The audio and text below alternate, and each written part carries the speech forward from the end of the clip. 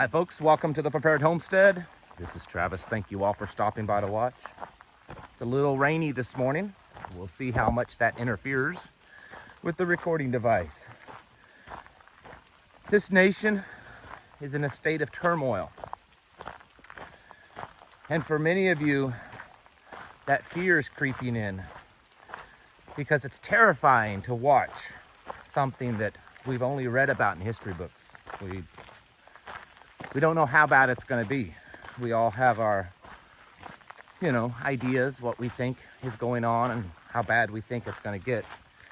But honestly, we don't know. And that can be terrifying.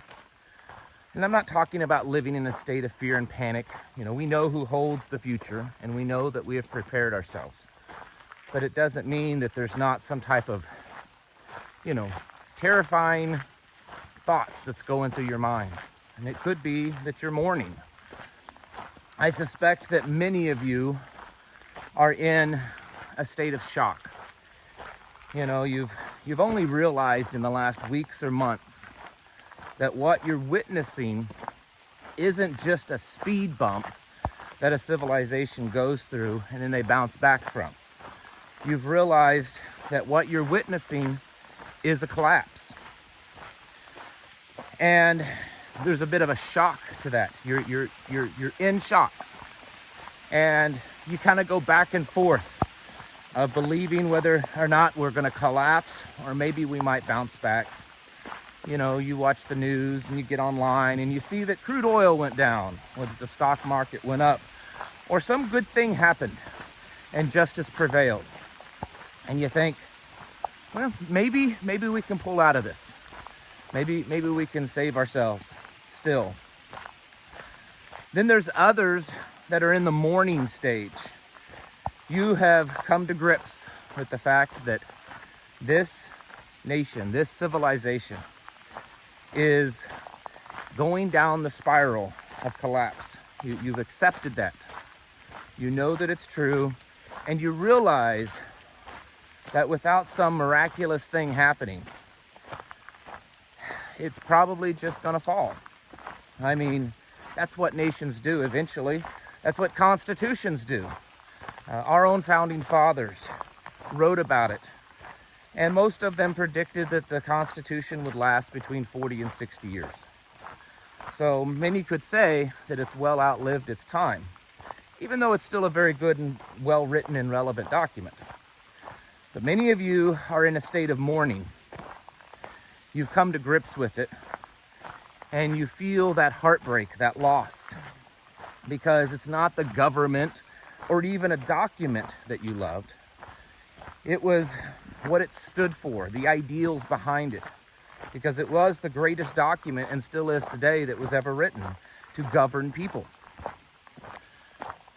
And so there's a lot of heartache going on.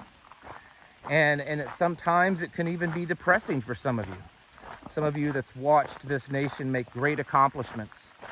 Amongst all of its failures, and there have been many, it has risen many times and accomplished great things. And so you're dealing with that heartache and you're still hoping that maybe it'll turn itself around. And then there's a bunch of us that we've made it through the shock phase. We've made it through the mourning phase. And we're at that point that we're ready for it to just happen. We know that it's just not gonna be saved unless by some miraculous cause. And that would include enough people rising up to actually change things. It's not that we're not patriotic. In fact, we are very much patriotic. We dearly love what this nation once stood for.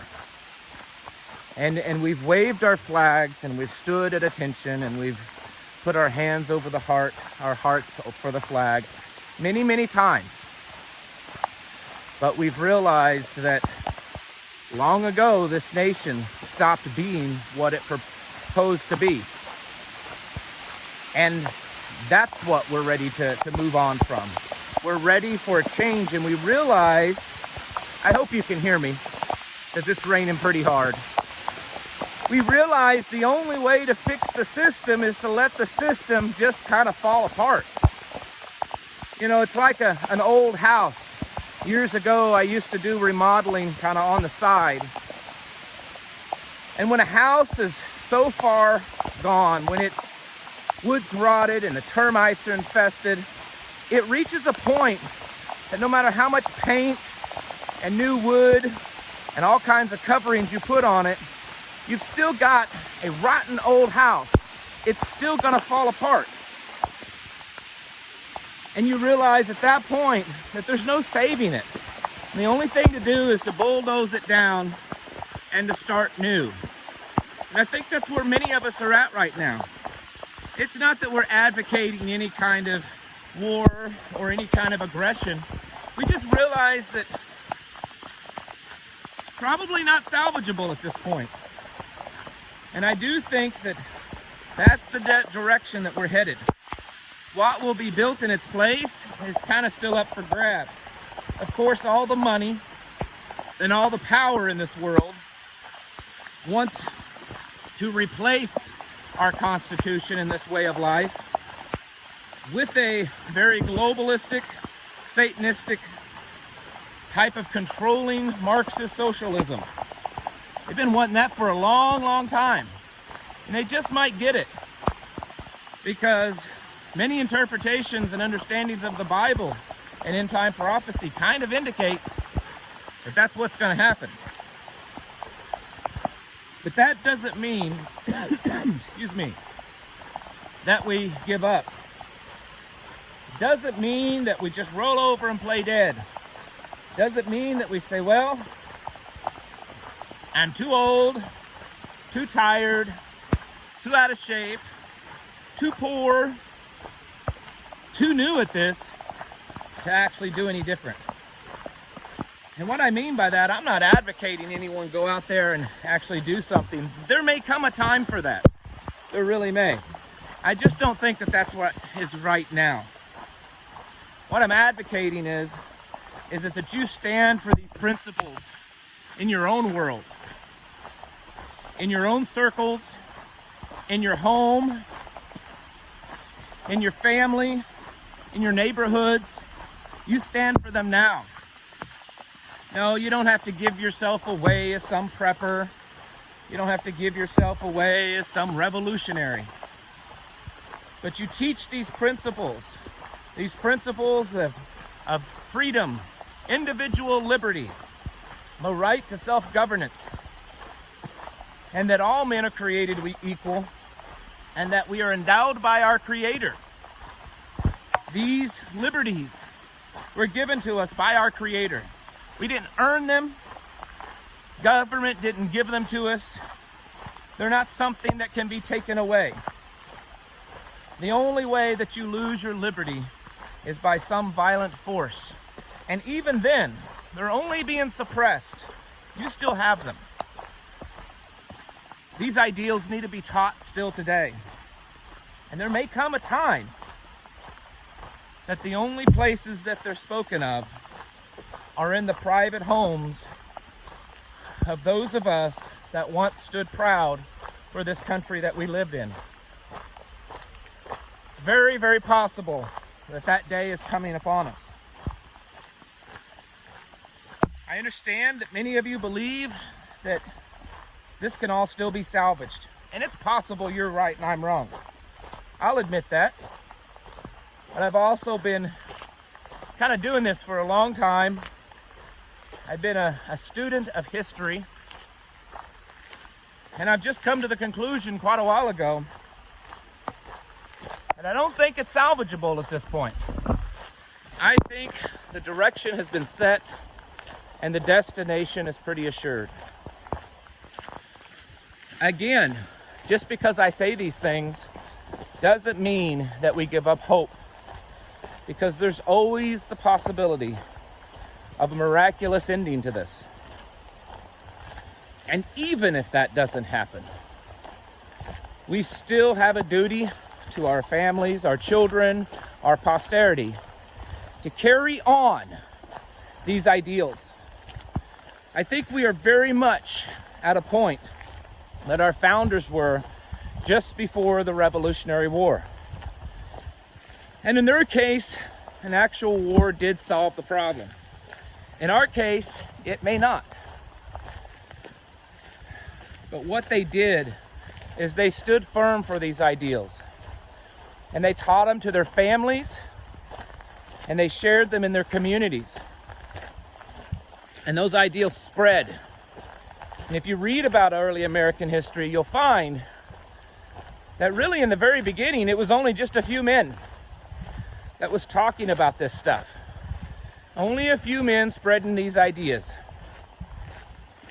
And it spread a little bit more and a little bit more. And of course, there became public debate on it. And then they started to really sink in.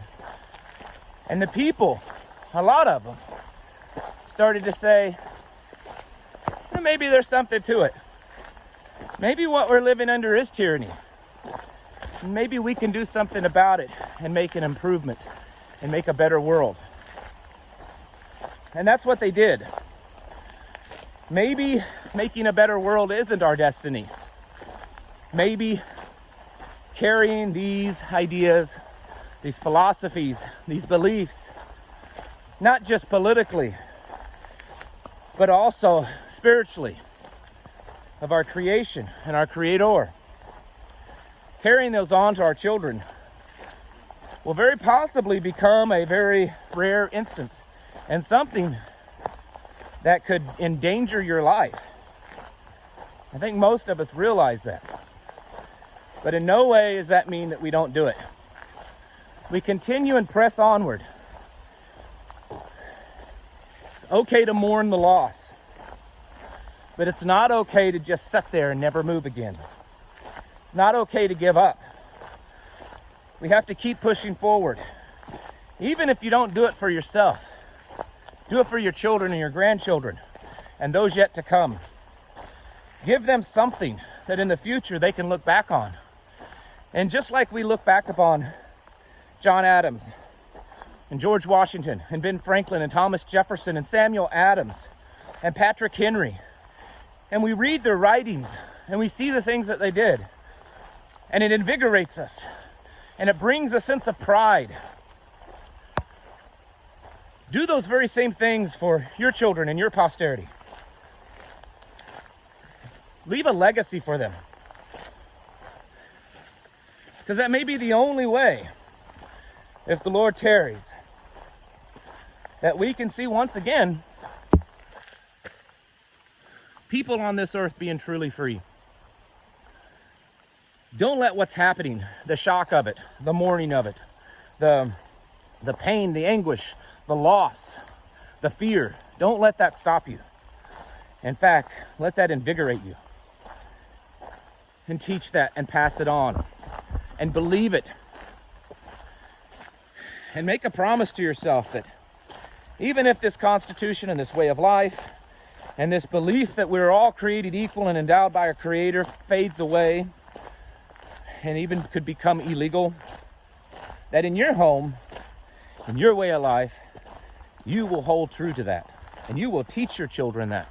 And you will believe that. Because that day may be coming sooner than you think, folks.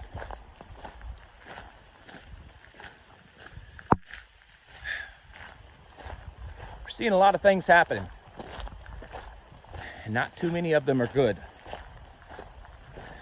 And history shows us over and over again that when great civilizations reach this point, I would guess about 99.999% of the time, they end up in failure. This is what we're preparing for.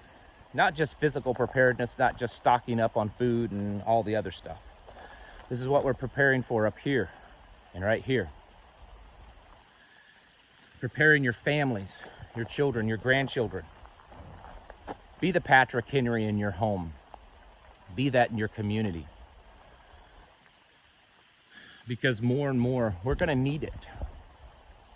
Because there's a whole lot of the enemy around. There's a whole lot of evilness in our society.